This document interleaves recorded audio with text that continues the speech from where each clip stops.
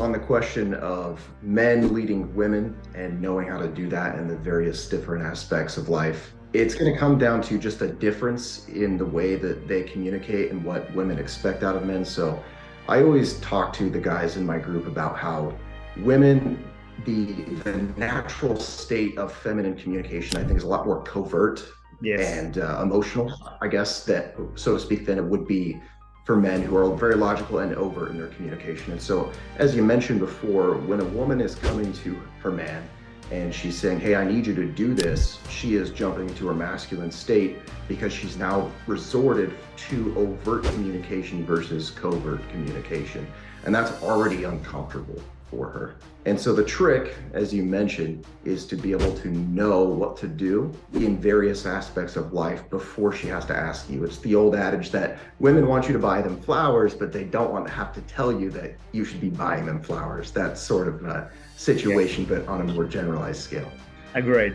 So when it comes to this sort of thing, the biggest thing that I talk to men about is that, first of all, they don't need to be discussing like, okay, how should I be leading you, so to speak, with their woman, because that's going to be counterproductive. It's just going to be resorting back to square one. So what I talk about is that women just want men to get it.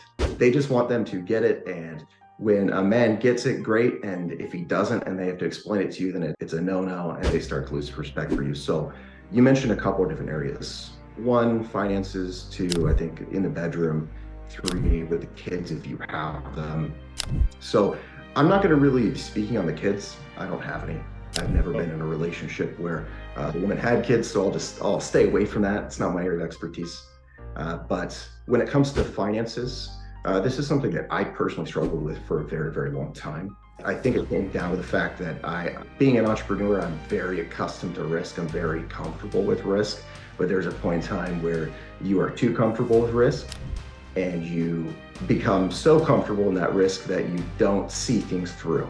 And so that can cause a lot of deleterious effects on relationships. And the way to lead when it comes to finances, at least in my mind, in my experience, and what seems to work for the men in my group, is that they don't get into a relationship for financial reasons, or they don't move in for financial reasons. They have to be able to support their life completely and 100% on their own without the input of their woman's income. And I think that this is a misnomer. This is something that's become so commonplace in society that families don't work unless both parents are working. But I think it would be a lot better if we could get to a place where we could teach young men that want to lead in that situation the skills to be able to create an income that is enough to support two people if necessary, or at least maybe have like a part-time job. Because I've dated so many women. When I very first met them, they would tell me, yeah, when, they would talk a lot about like, oh, when we have kids, when we get married, whatever it may be, I want to work. I still want to work. But then down the line, it's funny that this is coming up because I actually was just messaging back and forth with an ex-girlfriend of mine from college, the one that broke my heart, actually. And she basically said, I don't want to work anymore. Like, I'm so sick of working. She has a kid now. She's like, I'm so sick of working. And I think at the end of the day, women, a lot of them just want to be mothers. And it's very taboo to say that. It's so taboo for a man, especially, to come out and say, a lot of women just want to be mothers.